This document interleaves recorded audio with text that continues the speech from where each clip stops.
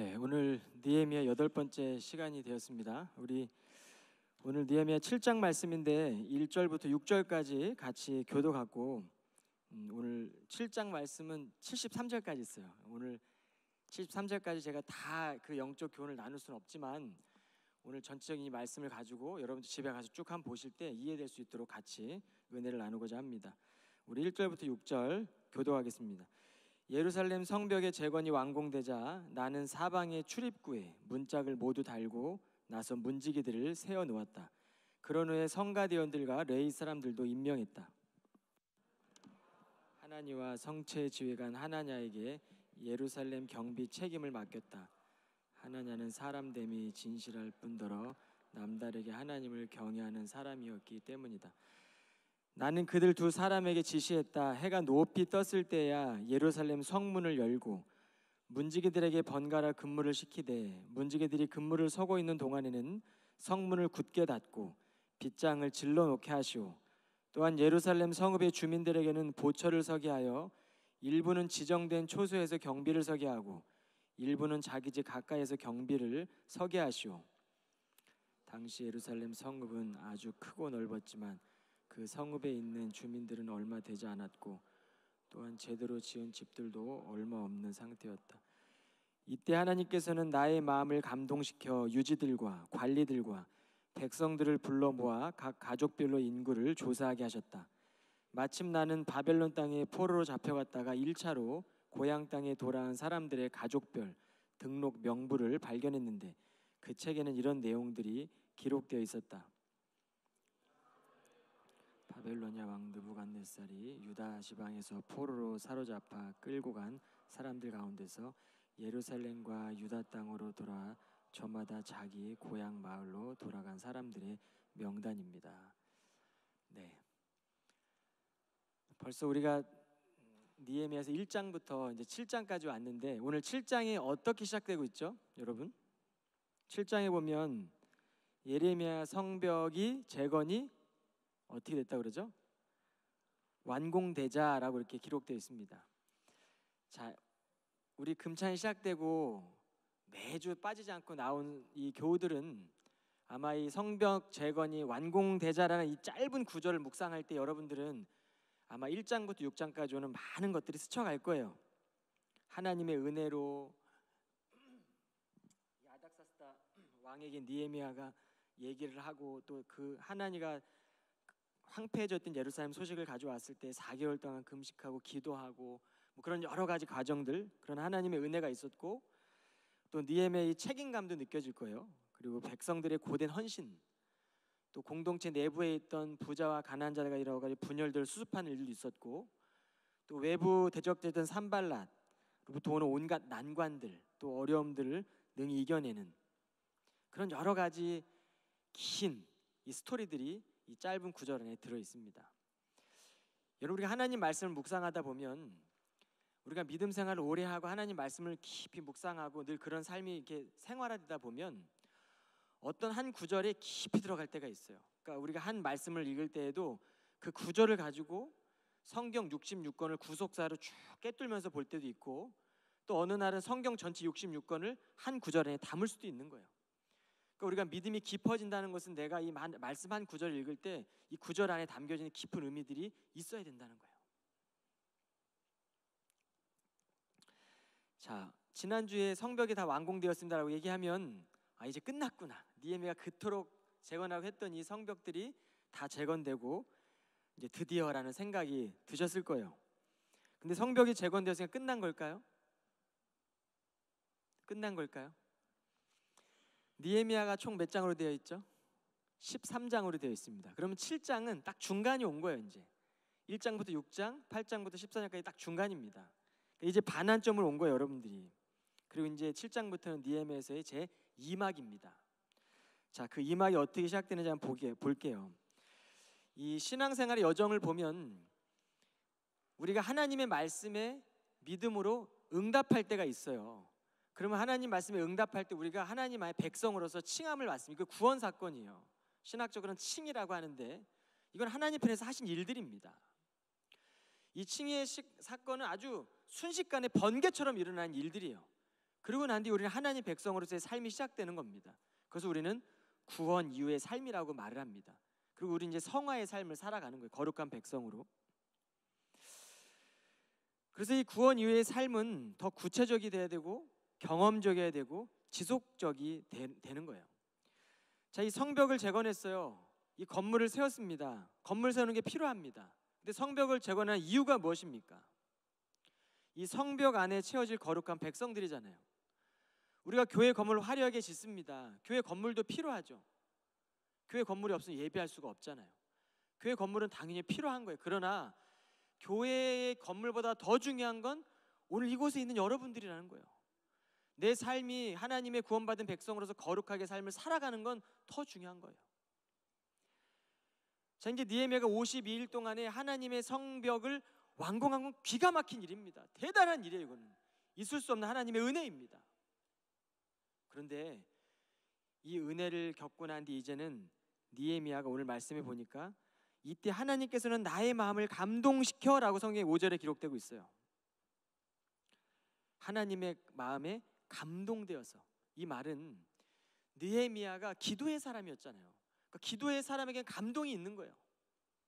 우리가 말씀을 읽다 보면 말씀 안에 하나님의 일반적인 뜻이 계시되어 있어요. 그리고 설교를 할 때 하나님 말씀이 선포되어집니다. 그럼 선포되어지는 말씀이 여러분의 가슴 안에 박힐 때도 있고 계시되어 있는 하나님의 일반적인 뜻이 여러분이 묵상할 때 우리 안에 특별하게 다가올 때가 있어요. 물론 성경 안에 이 사람이 저의 결혼 배우자입니까? 이런 건 나와 있지 않아요. 이 집을 살까요 말까요? 이 학교가 제게 원하는 하나님 뜻입니까? 이런 건 나와 있지 않아요. 이건 아주 특별한 뜻이죠. 그런데 하나님의 이 기록된 말씀이 일반적인 계시된 말씀 우리가 믿음으로 믿고 응답하고 그리스도를 닮아가는 삶을 살다 보면 일반적인 하나님의 뜻에 순종하는 사람들에게 하나님 특별하게 역사하시는 거예요. 좋은 사람을 만나게 하시고 믿음의 가정을 이뤄가게 하시고 믿음의 공동체 이뤄가게 하시는 거죠. 근데 우리는 끊임없이 강박증에 시달려서 무엇이 진짜인지를 우리가 이렇게 물어볼 때가 있잖아요. 근데 오늘 느헤미야가 기도의 사람이었기 때문에 오늘 하나님의 감동을 주신 것 같아요. 하나님께서 느헤미야의 마음을 감동시켜라고 오늘 기록되어 있습니다. 그러니까 오늘 이 건물 안에 채워질 믿음의 백성들은 감동이 있어야 돼요. 교회의 주인이 하나님이신데 하나님의 임재가 있어야 돼요. 성령이 역사하지 않는 교회가 어떻게 하나님의 교회라고 말할 수 있습니까? 하나님께서 주시는 이 말씀에 감동이 없는데 우리가 어떻게 하나님대로 살아갈 수 있어요? 말씀을 읽는 것까지는 우리의 결단이고 헌신이 되어야 되겠지만 성벽을 짓고 하는 것들은 근데 오늘 이 하나님의 이 성전 안에 있는 하나님의 임재하심 이것이 중요하다는 거죠. 이 감동이 와가지고 느헤미야에게 한 것이 뭐냐면 이 성 안에 살 백성들의 명단을 기록하고 있어요. 73절까지 쭉 나와 있습니다. 이 포로 귀환자 명단은요 우리가 1차, 2차, 3차로 포로로 끌려가고 1차, 2차, 3차에 걸쳐서 귀환하잖아요. 근데 1차 귀환이 수르바벨 지도자를 통해 귀환합니다. 이때 4만여 명의 사람들이 귀환했는데 그때 인구조사를 실시했던 그 기록들을 다시 끄집어내서 오늘 느헤미야에서 기록하고 있어요. 그때 거주했던 기록되던 명단을 보면 42,360명이라고 느헤미야서에 기록되고 있어요. 여러분 생각해 보십시오. 1차, 2차, 3차에 걸쳐서 끌려갔던 인원은 바벨론 포로 끌려갔던 인원들은 100만 명이 넘었어요. 근데 1차로 왔던 사람들은 42,000여 명, 42,360명이 왔습니다. 2차, 3차는 돌아온 사람이 얼마 되지도 않아요. 그러니까 100만 명이 넘게 끌려갔는데 막상 바벨론의 포로 끌려갔던 숫자에 비하면 돌아온 사람은 소수의 인원인 거예요. 왜 그랬을까요? 굉장히 중요한 교훈이 있습니다. 당시에 이 페르시아 왕이었던 고레스 왕이 칙령을 내리는데 페르시아에 있는 모든 지역에 있던 사람들이 이제는 다 돌아가라. 유다 땅으로 돌아가도 된다라는 칙령을 내려요. 그러니까 원하는 사람이라면 누구나 다 귀환할 수 있었다고요. 그런데 결국에 대다수의 사람들은 귀환하지 않았다는 거예요. 여러분 그토록 기다리던 자신이 기다리던 그 하나님의 성지였던 예루살렘 땅으로 돌아가는 게 그들에게는 복음이잖아요. 기쁜 소식이잖아요. 그런데 왜 이렇게 안 돌아갔을까? 왠지 아십니까? 솔로몬 성이 다 무너졌어요. 그 땅은 황폐해졌다고요. 현실적으로 보면 이 예루살렘 유다 땅은요, 이제는 완전 황폐해진 땅에 살 수 없는 도시가 된 겁니다. 돌아가려면 믿음이 필요했던 거예요. 그렇게 1차, 2차, 3차 포로 귀환된 사람들이 성벽을 지었다고요. 1차적으로 짓고 성을 좀 짓고 나서 또 에스라를 통해 또 짓고 마지막 느헤미야가 이제 성벽을 재건한 거예요.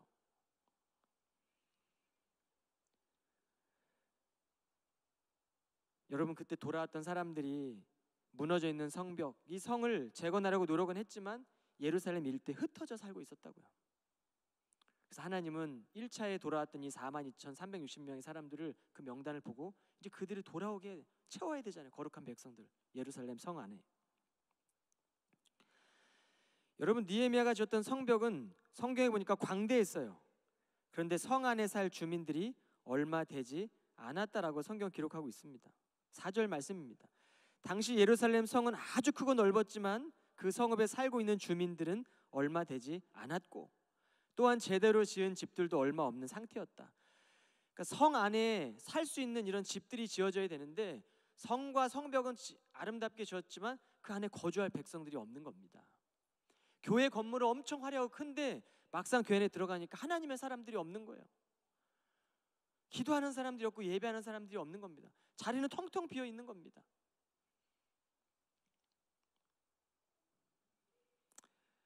여러분, 복음은 기쁜 소식이면 불명하지만 이 복음에 응답하는 건 용기가 필요해요. 복음으로 살아내는 사람들, 제자로 살아가는데 헌신이 필요하다고요. 예수님도 고난이 올 거라고 얘기하지 않습니까? 그러니까 우리가 믿음의 길을 걸어가는데 고난이 찾아온다고요. 그게 제자들의 삶이라고요.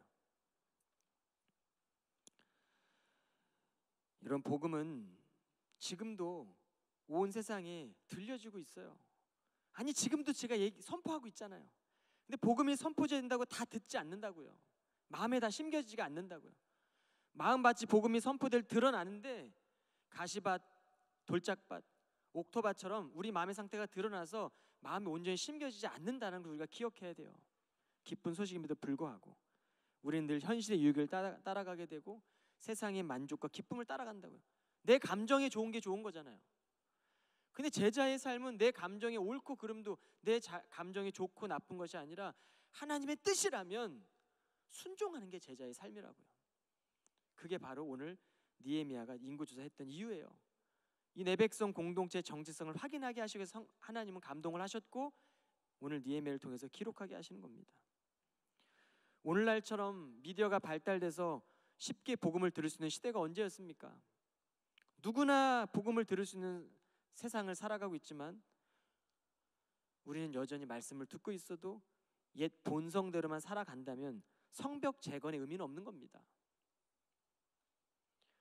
여전히 우리의 마음이 하나님께 열려져 있지 않고 세상의 것들에 유혹받고 활짝 열어져 있다면, 그래서 내 마음이 늘 세속적인 것에 기울이고 있다면 우리가 아무리 그렇게 아름답게 성벽을 재건했어도 하나님 보실 때는 안타까운 거죠. 그래서 느헤미야가 오늘 이것을 기록하고 있는 거예요. 6절 보시겠습니다. 5절 읽고 가겠습니다. 이때 하나님께서는 나의 마음을 감동시켜 유지들과 관리들과 백성들을 불러 모아 각 가족별로 인구를 조사하게 하셨다. 마침 나는 바벨론 땅에 포로로 잡혀갔다가 1차로 이 스룹바벨을 통해 1차로 돌아온 고향 땅에 돌아온 사람들의 가족별 등록 명부를 발견했는데 그 책에는 이런 내용들이 기록되어 있었다. 6절 보겠습니다. 이 사람들은 바벨로니아 왕 느부갓네살이 유다 지방에서 포로로 사로잡아 끌고 간 사람들 가운데서 예루살렘과 유다 땅으로 돌아와 저마다 자기 고향 마을로 돌아간 사람들의 명단입니다. 그리고 이제 7절에 보면 7절 한번 보여주세요. 제가 다 읽진 못할 거예요. 7절 보여주면 이 7절에 언급된 이름들은 당시 페르시아에 살던 지도급, 이 유다에 있던 지도급 인사들의 명단이에요. 이들이 먼저 돌아온 겁니다. 결단한 거예요. 이 지도자들은 그들이 결단하고 돌아올 때 다른 백성, 많은 백성에 영향을 끼치는 사람들이잖아요. 이 지도자들이 앞장서서 수고한 겁니다. 지도자라면 총명 있는 사람 때문에 당시 페르시아 이방 땅에서도 자신들의 삶 가운데 남부럽지 않게 살던 사람들이요. 더 내려놓을 것들이 많았다고요. 근데 이 지도자들이 뭐 스룹바벨, 예수아, 느헤미야, 아사라, 모르드게, 빌산, 비스발 이런 사람들이 먼저 지도자들이었는데 본국으로 돌아왔다고 오늘 기록하고 있어요. 자, 8절 24절을 보여주세요. 8절 24절은 가문별로 귀환한 사람들의 숫자입니다. 1차, 2차, 3차로 잡혀갔던 이 조상들 가운데, 그때 이 사람들 가운데 페르시아 살면서 한 명이 아니라 가문별로 가문의 숫자들이 번성한 겁니다. 번성한 숫자들이 돌아온 거예요. 바로스 가문 2172명, 스바랴 가문은 372명, 아라 가문은 650, 이렇게 쭉 돌아온 겁니다. 여러분, 하나님은 포로로 끌려갔던 그 한 사람을 기억하시고 이방 땅에 살고 있지만 가문에서 자자손손 100년 넘게 이렇게 포로 생활하면서 자녀들이 낳고 살아가면서 하나님은 그들을 본 거예요. 자기 백성들을 살피신 겁니다. 우리 하나님 그런 분이시라는 거예요. 사람의 기억은 한계가 있고 일일이 기억하지 못하지만 하나님은 지금도 자기 백성의 삶을 정확하게 살피시는 분이라는 거예요. 얼마나 정확합니까? 얼마나. 아도니간 가문 667명, 비그웨 가문 2067명. 자, 넘겨주세요. 25절로 38절은 출신지별로, 지역별로 귀한 자들의 숫자를 기록하고 있어요. 베들레헴과 느보아 사람 188명, 아나도 사람도 128명, 베다스마 사람은 42명, 기럇 여아림, 그비라와 부에롯 사람은 743명. 이렇게 쭉 지역별로 귀한 숫자들을 오늘 기록하고 있다고요. 39절로 42절 말씀 보여주십시오. 이건 제사장 가문의 숫자입니다. 제사장 가문의 예수아 자손인 여다야 가문 973명, 임멜 가문 1052명, 바술 가문 1247명, 하림 가문 1017명. 제사장 가문이에요. 오늘날 목회자 가문인 거죠. 근데 이 목회자들이 많이 돌아왔어요. 제사장들이 레위 사람들에 비하면, 믿음의 성도들 성막을 지키고 성전을 지키던 레위 사람들에 비하면 이 숫자가 생각보다 많이 돌아왔습니다. 제사장들이 많이 헌신한 거예요. 그래, 우리가 가서 다시 성벽을 짓고 이 성벽을 재건하고 하나님의 나라에 우리가 적극적으로 헌신하자라고 이렇게 많이 돌아온 거죠.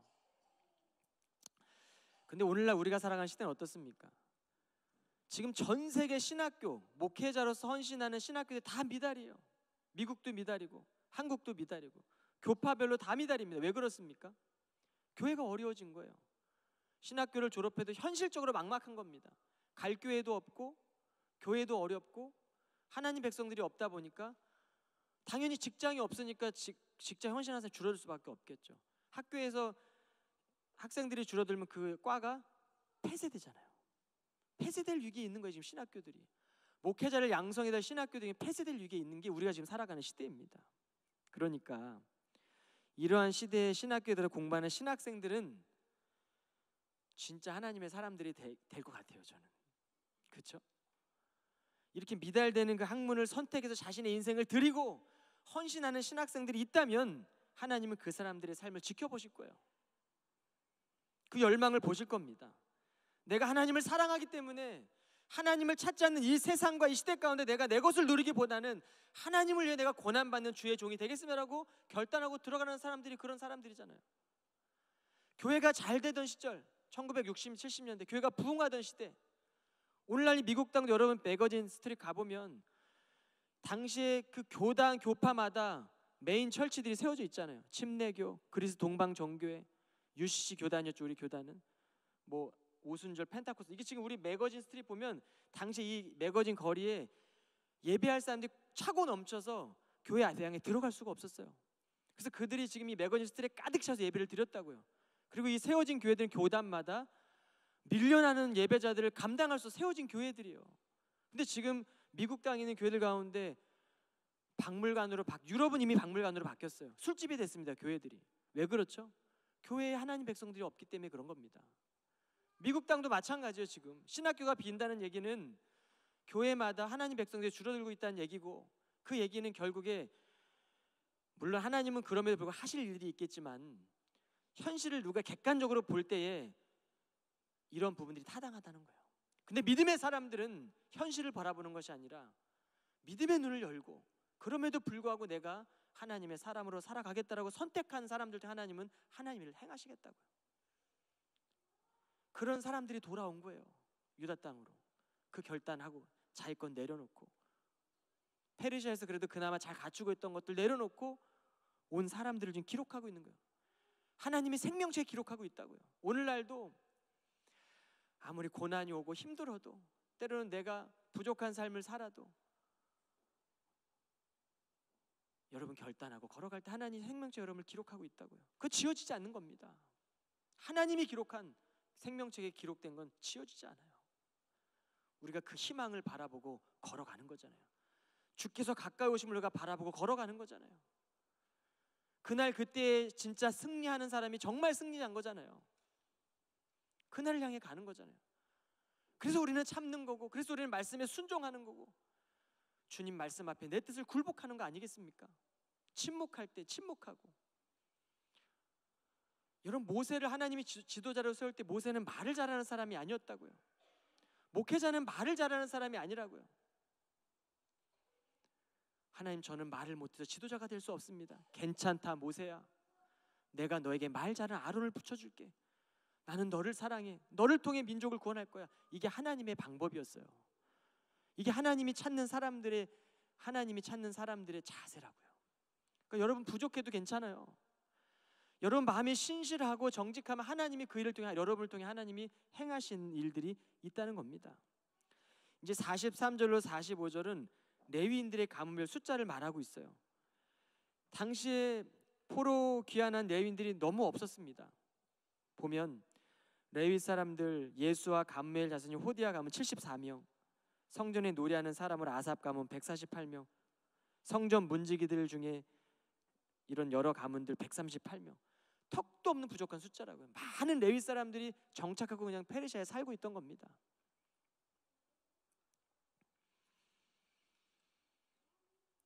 여러분, 저는 이 레위 사람들의 숫자를 보면 오늘날 교회 현실을 보게 됐어요. 헌신자들은 계속 줄어들고 교회를 위해 봉사로 세워지는 레위인들이 줄어든 이런 시대, 믿음으로 정말 살아가고자 하는 성도들이 줄어드는 이 시대가 바로 오늘 이 말씀을 통해 느껴지는 거예요. 여러분, 그런데 교회는요, 믿음의 성도들 레위인들이 충성스럽게 청지기 사명을 감당할 때 부흥이 일어납니다. 하나님 말씀을 아멘으로 응답하고 그 말씀대로 살아가는 사람 통해 교회에 부흥이 온다고요. 자신이 맡겨진 은사와 역할들을 잘 감당하는 사람들, 주신 은사를 통해 그리스도의 몸된 교회를 이뤄가는 사람들을 통해 이 맡겨진 일들을 성실히 감당하는 사람을 통해 교회가 확장되는 거예요. 저는 우리의 교회가, 우리의 교회 청년들을 통해, 우리의 교회 또 직분자들을 통해, 리더들을 통해 이 보스턴 지역에 캠퍼스들마다 변화가 일어나고 하나님의 빛과 소금의 역할을 감당하는 그런 놀라운 역사가 있기를 원해요. 46절로 60절을 보면 성전 봉사자와 솔로몬 종들 중에 귀환한 자들의 가계와 그 숫자들을 소개하고 있어요. 제가 다 나눌 수 없습니다. 여러분 집에 가서 보십시오. 여러분이 느헤미야서 7장 말씀을 가지고 여러분 깊이 묵상하면 그 안에 주옥 같은 하나님의 교훈들과 보석들이 끄집어낼 수 있는 겁니다. 그리고 66절에 보면 가문별로 인구 조사를 한 결과 본국으로 돌아온 이스라엘의 온 회중의 수는 42,360명이었다. 여러분, 이 느헤미야가 명단을 하나님의 감동으로 조사했던 이유는 이제 그 성 안에서 살아가야 될 백성들이 믿음 안에 살아가는 것이 중요했기 때문이지 않습니까? 여러분 1절에 보면 예루살렘 성벽의 재건이 완공되자 나는 사방에 출입구 문짝에 문을 달고 나서 문지기들을 세워놓았다. 그런 후 성가대원과 레위 사람들 임명했다. 여러분, 교회는요, 이런 문지기들이 많이 세워져야 돼요. 이 교회를 지키는 사람들, 이 교회를 수호하는 사람들. 싸우란 얘기가 아니라 하나님의 말씀을 묵상하고 예수를 닮아가는 사람들, 하나님을 경외하고 이웃을 사랑하는 사람들이 이 교회를 지켜나가는 사람들이에요. 문지기들, 성가대원들 다 레위 사람들이잖아요. 느헤미야는 정확히 알고 있던 겁니다. 이 예루살렘 성벽을 지켜나가기 위해서는 레위 사람들, 얼마 안 되는 레위 사람들, 그나마 얼마 안 되는 레위 사람들을 지금 곳곳에 임명하고 있는 거예요. 여러분, 이 성전의 거룩함, 세속으로부터 오는 많은 부정한 것들을 지키는 사람들이 바로 문지기입니다. 이 문지기들은 당시에 이 성벽문의 파수꾼으로서 직결됐잖아요. 성벽과 성문을 지키는.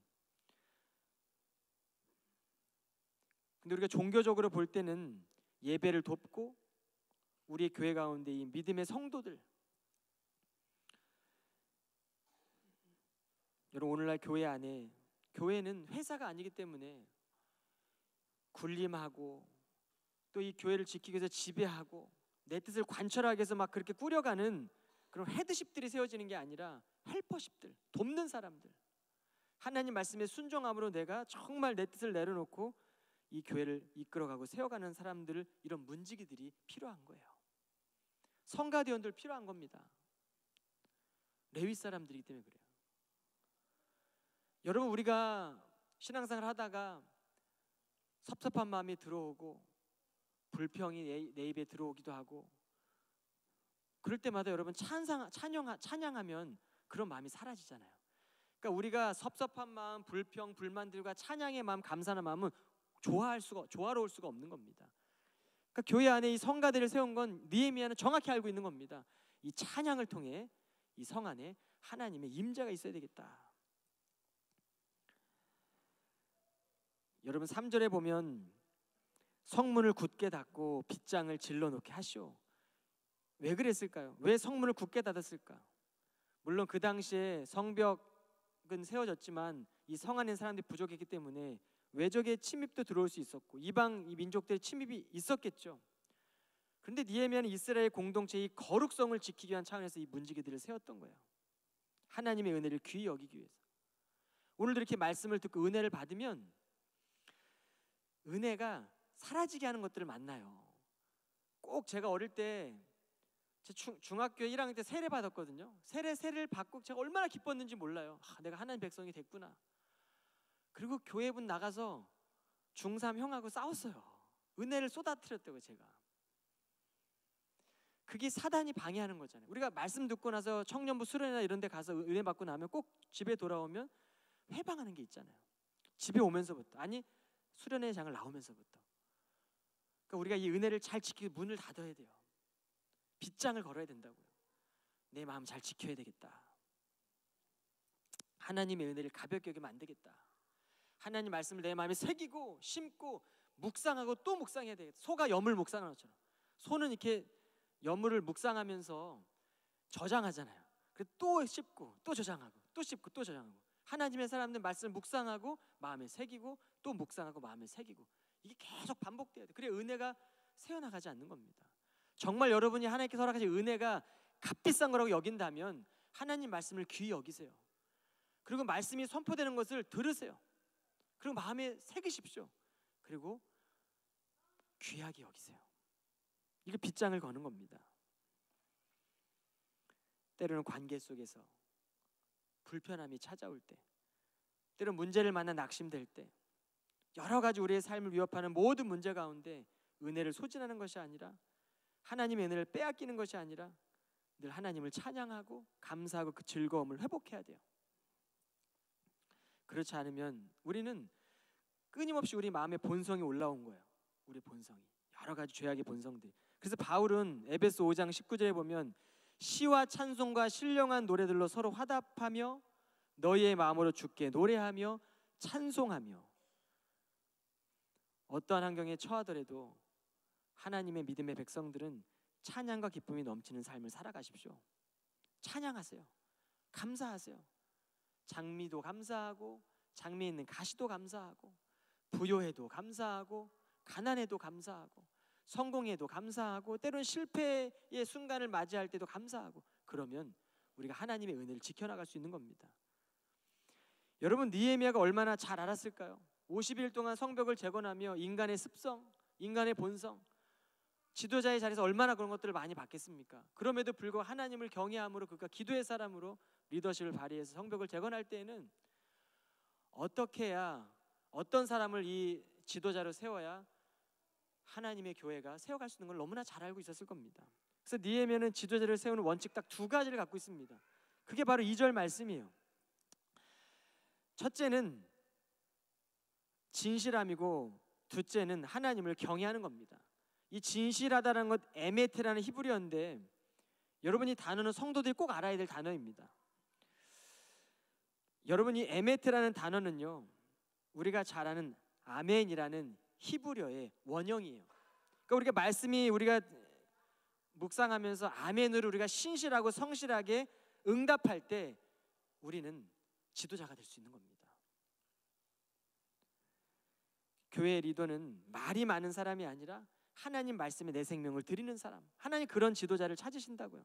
그러니까 에메트라는 이 진실함과 신실함과 진리는 감정의 좋고 싫음을 내려놓고 하나님 말씀이라면 아멘으로 순종하는 사람들이에요.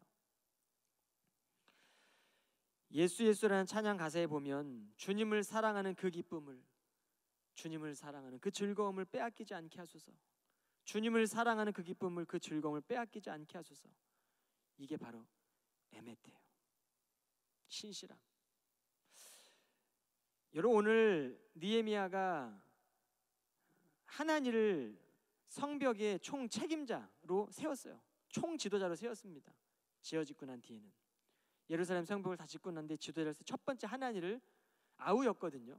근데 자신의 동생이기 때문에 세운 게 아니라 이 하나니라는 이 인물은요, 말씀해 보면 여러분 아시겠지만 3개월이 되는 과정, 1600km 되는 이 먼 거리를 예루살렘이 무너졌기 때문에 그 영혼들의 그 연약 그 불쌍함을 바라보고 3개월을 걸어온 거예요, 느헤미야에게. 그러니까 지도자는 그런 영혼에 사랑하는 마음이 있어야 돼요. 자신의 것을 내려놓고 그 신실함을 가지고 불가능은 일이겠지만 위험을 무릅쓰고 달려갔던 그 하나니아가 지도자의 자세가 있다는 걸 느헤미야는 알았던 겁니다. 그래서 그를 성벽총 책임자로 세운 겁니다. 둘째 세웠던 사람은 하나냐라는 사람인데 이 사람이 바로 진실한 사람이었고 하나님을 경외하는 사람이었어요. 여러분, 이 야레라는 단어는 영어 성경으로 하나님을 두려워하는 사람이라는 거예요. Fear God. 그러니까 우리가 하나님을 두려워하는 사람들이 지도자의 선발 조건인 겁니다. 여러분, 이런 기준으로 느헤미야는 하나니와 하나냐를 오늘 예루살렘 도시를 위한 예루살렘 성체 지휘관과 예루살렘 성 경비 책임관으로 세웠던 거예요.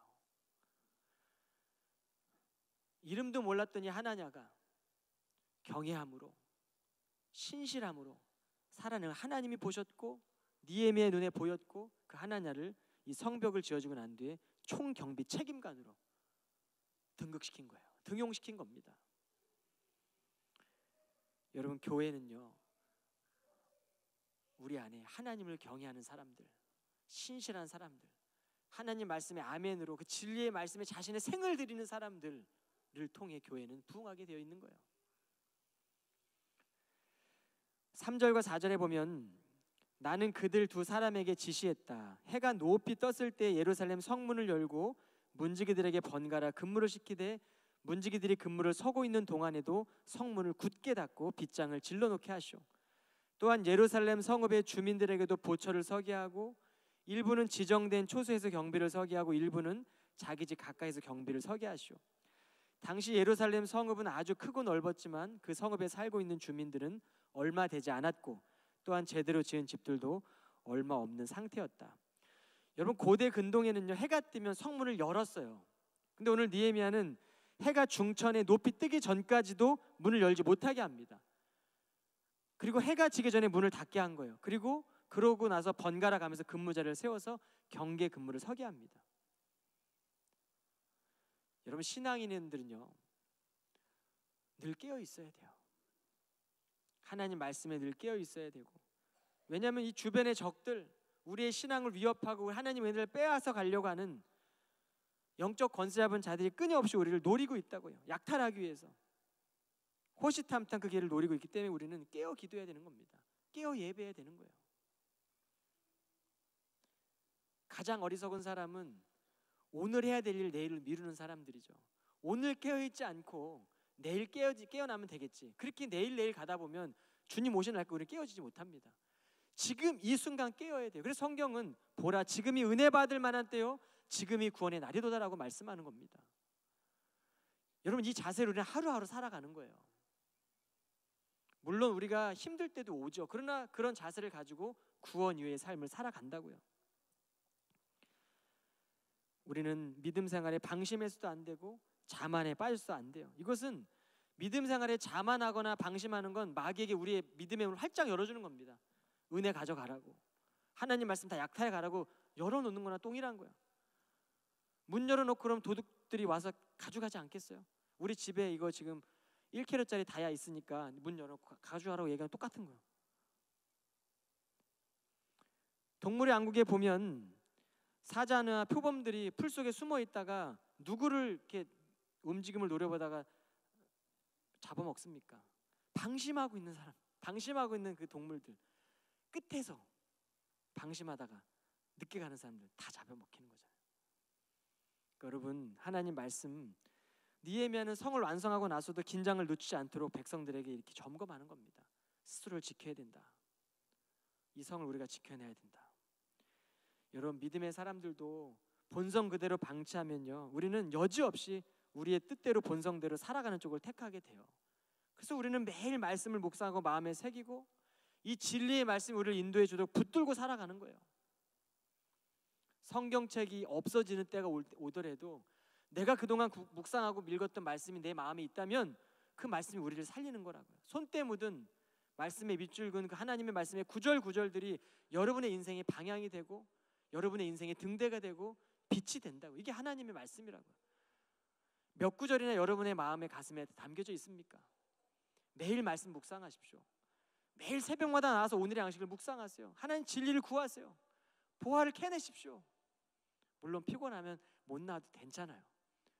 그러나 하나님의 말씀을 그런 마음을 자세로 살아가면 하나님이 우리 가운데 하나님의 은혜를 지켜주신다고요. 은혜가 풍성하도록 우리 가운데 허락하신다는 거죠. 그래서 사명자의 길은, 지도자의 길은 구별된 길이고 좁은 길이고 찾는 이들이 적은 길입니다. 그런데 오늘 성경에 보면 하나님의 백성들, 하나님은 모두 다 기록해 놓았다는 것. 그리고 아멘으로 충성하는 사람들, 하나님을 경외하는 사람들 인생을 놀랍게 변화시켰다는 것. 이름도 모르다 하나냐가 총책임관이 되고 1600km를 땀을 흘리면서 고난 가운데 왔던 그 하나니를 예루살렘 총책임자로 세우고, 이게 하나님의 방법이라고요. 저는 보스턴 지역에 있는 캠퍼스마다 하나님이 여러분들을 통해 세우는 리더가 되길 원해요. 하나님의 편에 볼 때 정말 생명체 기록된 여러분의 이름들을 통해, 여러분의 삶을 통해 캠퍼스마다 기도의 불길이 일어나고 영혼을 사랑하는 여러분을 통해 하나님을 알아가는 사람들이 늘어나고, 우리 교회 인원 채우는 거는 큰 목적은 아니에요. 물론 여기서 예배를 드려야 되죠. 말씀을 연구해야 되고 말씀 묵상해야 됩니다. 더 중요한 건 여러분이 있는 자리에 가서 여러분이 하나님의 사람이 돼야 돼요. 여러분이 있는 회사를 변화시켜야 된다고요. 왜냐, 우리 이미 생명체 기록된 자들이기 때문에 그렇습니다. 그게 예루살렘 성벽으로 돌아오는 거예요. 내 것을 포기하고. 캠퍼스마다, 지역마다, 직장마다, 보스턴 지역마다 우리 교회 성도들을 통해 하나님의 뜻이 이루어지기를 축원합니다. 여러분, 우리 교회가 하나님이 행하신 일들은 늘 쓰임받는 교회 되기를 축원합니다. 매일 말씀 묵상하면서 구별된 길, 사명제 길을 걸어가십시오. 하나님의 은혜가 여러분 가운데 충만하게 임하게 될 겁니다.